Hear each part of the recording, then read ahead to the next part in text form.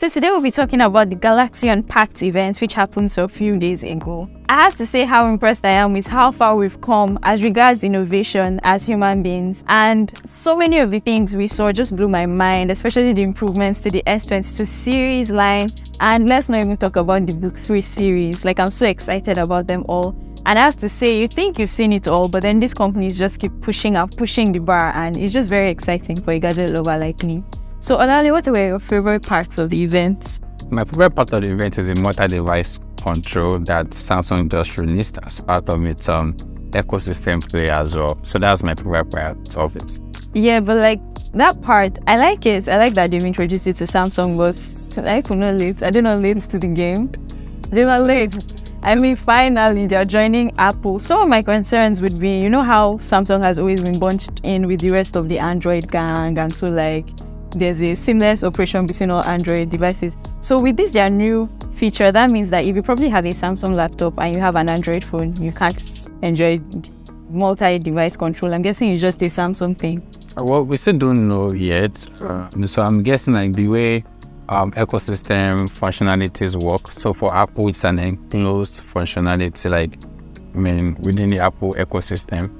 For Samsung as well, my best guess is it will likely be an enclosed system as well, moving from all your Samsung devices, your laptop, your tab, your Ultra phone, and your watch. And your watch, basically. My assumption is that because Samsung is on Android, they might be more relaxed than Apple when it comes to their ecosystem functionalities.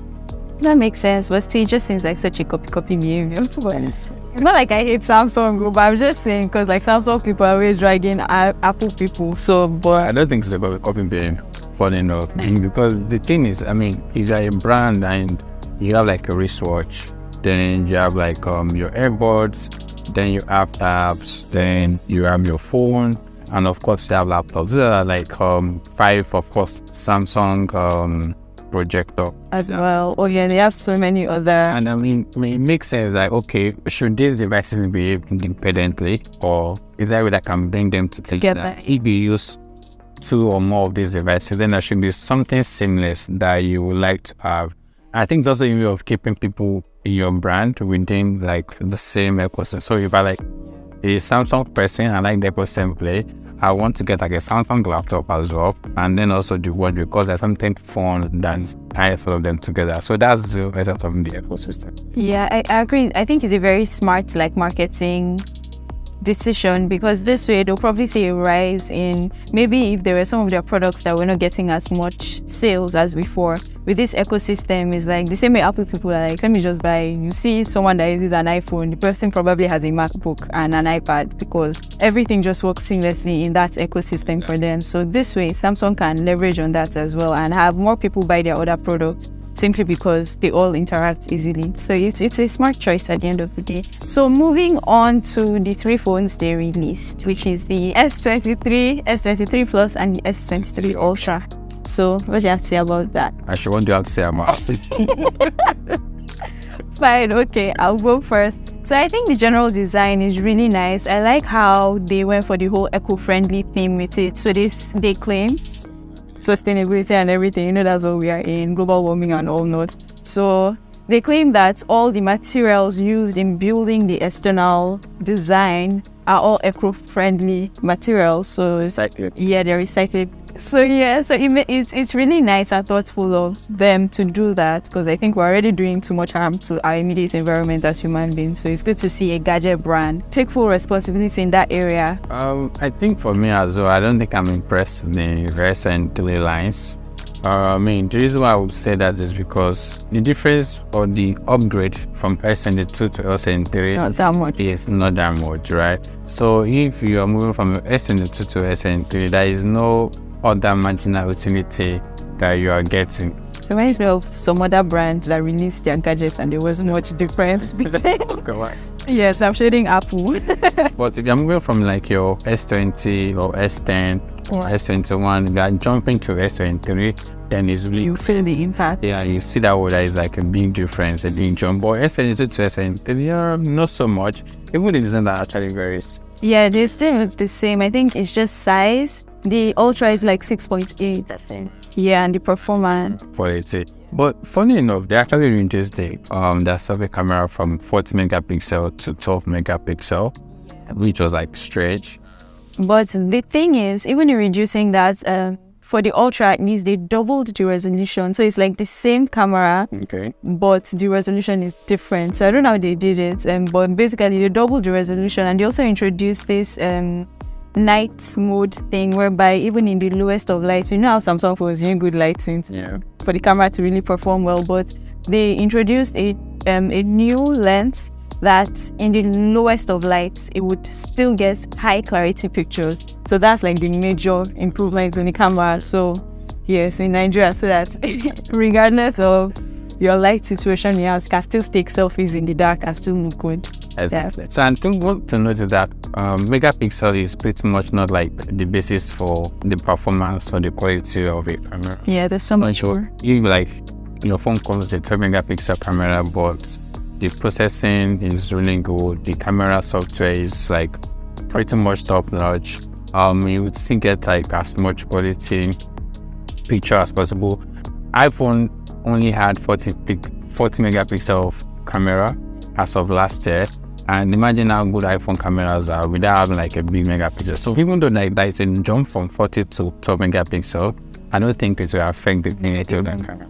There's so much. They probably substituted in the software and other areas. Like I said, this night mode now is not something you'd see in the other previous lines of Samsung phones. And so I'm looking forward to trying the cameras out and to test all the amazing things they say they've done to it. So, but moving on to the laptop series, the Book 3.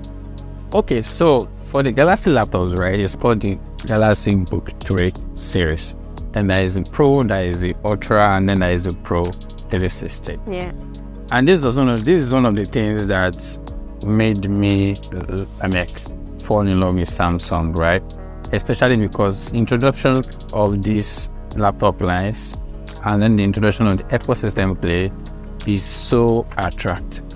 Like you need to see what you can do with this laptop. And they literally maxed out like this laptop, right? Each category is meant for, there's one for high performance, one for designers, and one for like everyday life. And the beauty about this laptop lines is the fact that when you connect it to Samsung Tab, Samsung phones, you could really switch easily from any of the devices across the Samsung lines.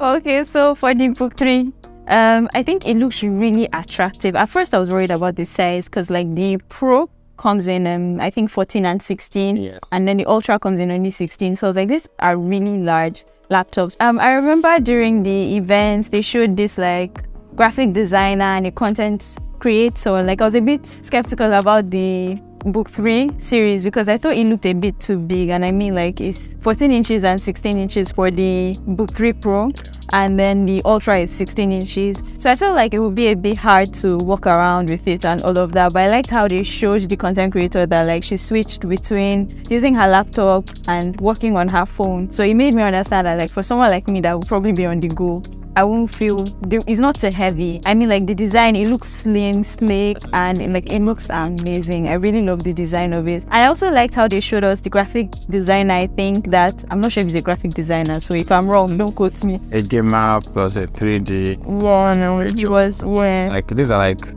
applications that require heavy doing. Yeah, and he was rendering and playing the game at the same time, and the laptop did not lag. I was like, that's not like they really marked out the specifications. So just I'm like really looking forward. Yeah. So I'm really looking forward to like seeing how the Samsung laptops come out, especially what the version will look like in Nigeria as well. Yeah. Yeah, that's really cool. Seeing the ecosystem in Clay really just like made it more attractive, should I say. Yeah, it did. And even though Apple already has that, I mean, it's still exciting for Samsung users that have probably been waiting for this for the longest time. At least now it's to encourage Samsung users to use the laptops and the tabs and all the other gadgets they have in their line. I'm a Google Pixel fan, so I'm looking forward to Google announcing their own ecosystem player as well, so I can stay in the Google ecosystem. So you just have to get the laptop, everything, be fully decked in Google in Google products. Well, I mean, so that's it. So let us know if there are any features we missed in this review. Let us know in the comment section if there are any features or any updates at the Galaxy Unpacked that we've missed. I'll be in the comment sections answering you. Bye.